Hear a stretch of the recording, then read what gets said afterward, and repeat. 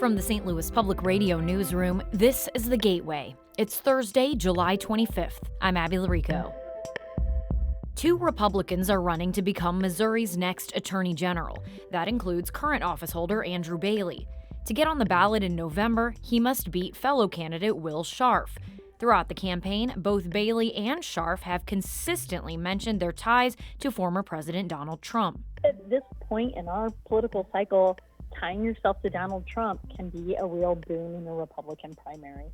St. Louis Public Radio's Sarah Kellogg breaks down the race coming up on The Gateway. More than 24 people are accusing the Archdiocese of St. Louis of knowingly enabling and concealing its employees' sexual abuse of minors over the course of decades. Lawyers filed a lawsuit Wednesday in St. Louis Circuit Court on behalf of 25 unnamed people.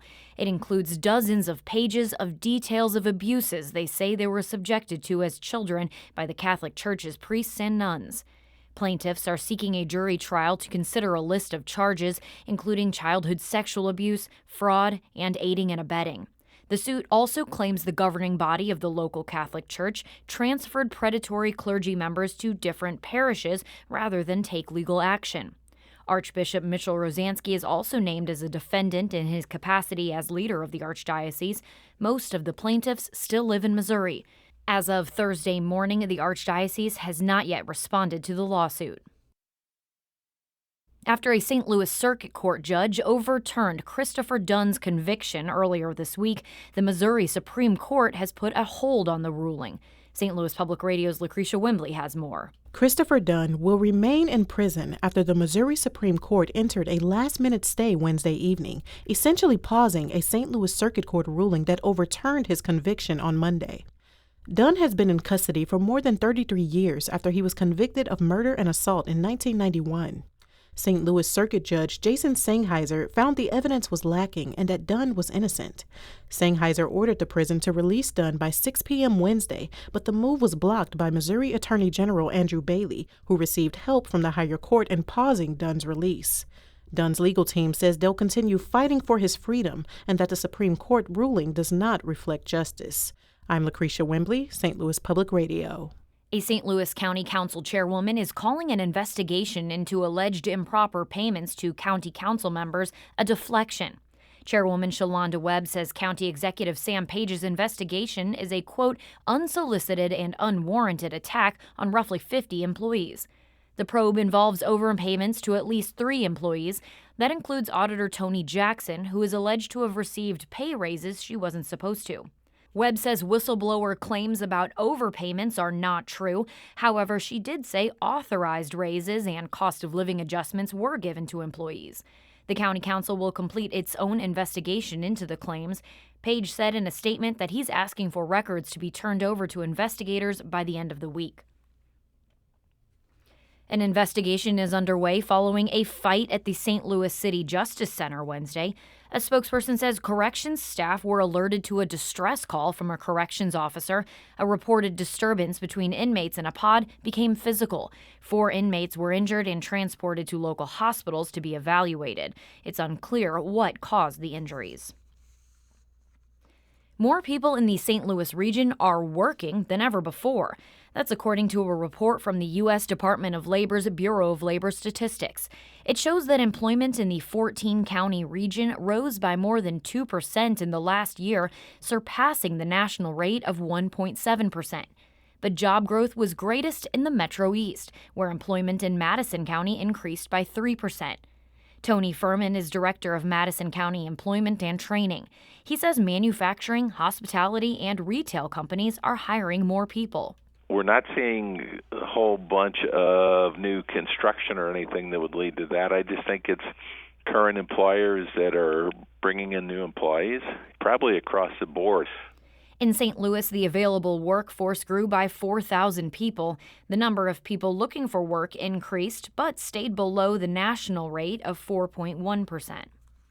A cement company with a manufacturing plant in Missouri will receive over $1 million in federal support to report and reduce carbon emissions from construction manufacturing.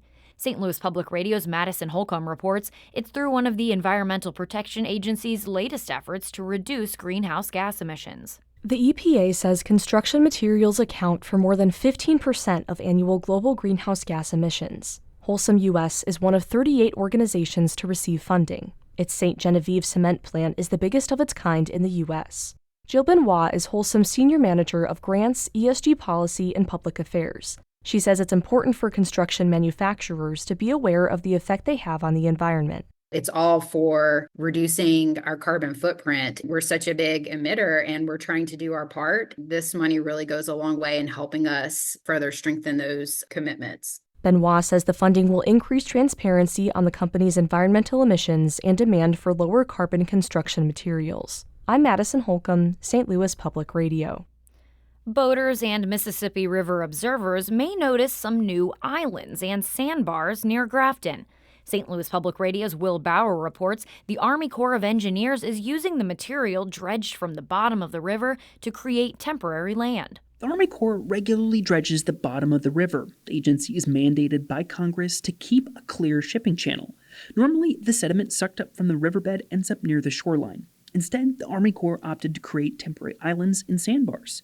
It may provide a new habitat for local wildlife, and Christine Favila of the Sierra Club says that's a better alternative for the dredged sediment. Reusing that instead of putting it on the shoreline where it actually may be problematic to different fish and turtle species, mussel beds, for instance, I believe is a good practice. The mayor of Grafton says it's also good for recreational boaters who have a new spot to stop at. I'm Will Bauer, St. Louis Public Radio.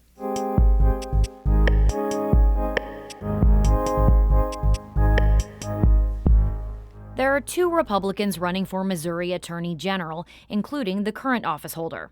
Andrew Bailey, who Governor Mike Parson appointed to the position in 2022, faces Will Scharf in the August 6th primary. As St. Louis Public Radio's Sarah Kellogg reports, in the middle of a contentious campaign, former President Donald Trump looms large. When Governor Mike Parson picked Andrew Bailey to be Missouri's next Attorney General, he was serving as general counsel for Parson's office. I served with Governor Parson for just about 4 years, happened to be in the right place at the right time when my predecessor, Eric Schmidt, was elected to the United States Senate. Scharf is also no stranger to Missouri politics. He served as a policy director for former Governor Eric Greitens. Scharf says while Parson made his choice for Attorney General, Missouri voters also deserve a choice. Friends of mine approached me about running. Said that they thought it was really time to shake up Jefferson City and get more conservative outsiders as opposed to establishment politicians and establishment people into office. Anita Mannion is an assistant professor of political science for the University of Missouri St. Louis.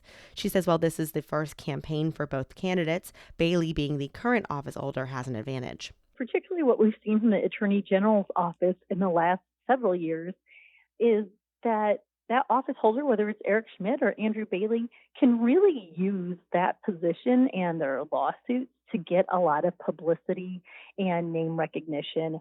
There aren't stark differences between Bailey and Scharf when it comes to policy. Both of them are against transgender minors receiving gender-affirming care like puberty blockers. They also both disagree with a recent U.S. Supreme Court decision that ruled against Missouri and other states, which sued over how far the federal government can go to combat posts from social media companies.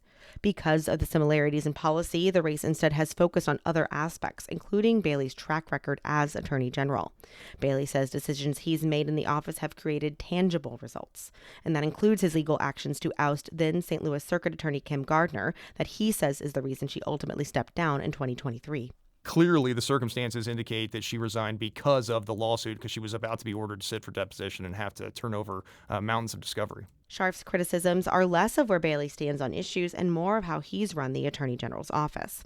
Every time there's an issue that's getting press, that's getting media, that's trending on Twitter, he inserts his office into that issue, usually quite clumsily, grabs a bunch of media attention, and then moves on to the next issue. There is also a third figure in this race whose presence is inescapable, and that's former President Donald Trump. Both Bailey and Scharf have touted their support for and connections with Trump. Bailey filed a lawsuit against New York over the criminal case against the former president, where he was found guilty on 34 counts. He says Missouri has standing because the conviction amounts to election interference. Their goal and ambition was never to obtain a legally valid conviction of the president. It was always to take him off the campaign trail, and that harms Missourians. Scharf has his own connections to Trump. He is a part of Trump's legal team and has mentioned that relationship throughout the campaign. having that relationship with him to the extent that there is conflict between Missouri and the federal government. I'd hope that that would be beneficial, that I could get on the phone with him, get on the phone with his top advisors, and help the state of Missouri that way. Trump has yet to issue an endorsement in this race. Mannion says she expects both candidates to continue to highlight Trump connections as much as they can. At this point in our political cycle, tying yourself to Donald Trump can be a real boon in a Republican primary. And Missouri is certainly a state that has voted overwhelmingly for Donald Trump. Whoever wins the primary will face Democrat Alad Gross in November. In Jefferson City, I'm Sarah Kellogg, St. Louis Public Radio. Our Fred Ehrlich edited that piece. You can read all of our reporting about the August primary by going to stlpr.org. The Gateway is a production of St. Louis Public Radio, a listener-supported service of the University of Missouri St. Louis. Music by Ryan McNeely of Adult Fur. I'm Abby Larico, and from the St. Louis Public Radio newsroom, this has been The Gateway.